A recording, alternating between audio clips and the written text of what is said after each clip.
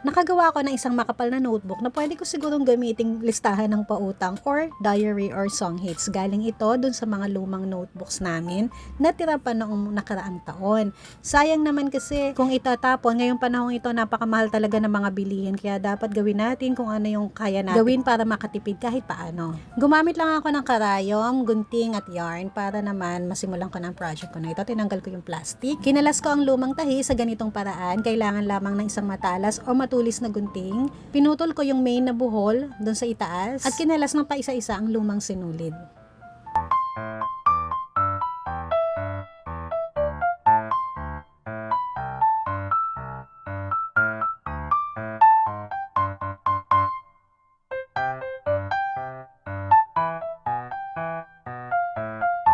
Ibinukod ko yung mga pages na pwede pang gamitin, tapos yung mga merong ng sulat na pwede nang itapon, itinapon ko na.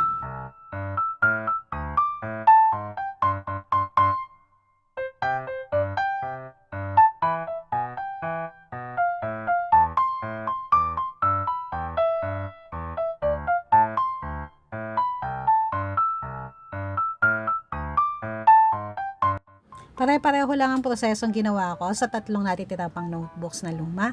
Pagkatapos, ganun uli, pinagsama-sama ko yung mga pwede pang gamitin na papel at itinapon na yung mga may sulat.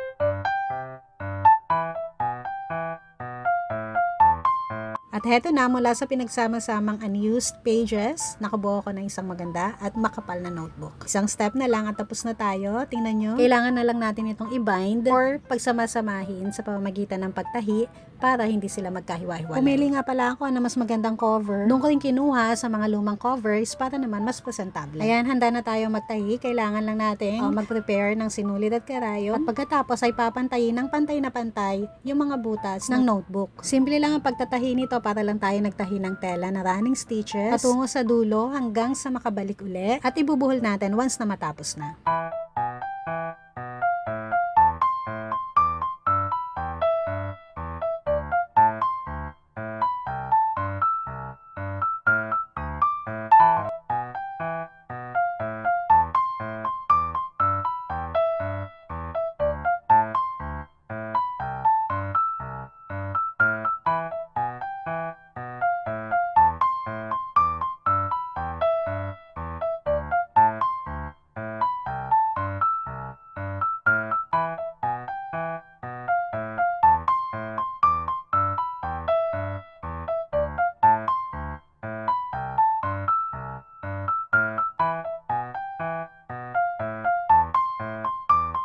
Ito na ang ating finished product. Bagamat luma, talagang magiging useful pa ito. Ngayong panahon ito, kailangan practical tayo. Hindi tayo basta-basta dapat nagtatapon ng papel. Basta pwede pa, gawa natin ng paraan na i-bookbind sila. Either idikit natin or tahiin natin.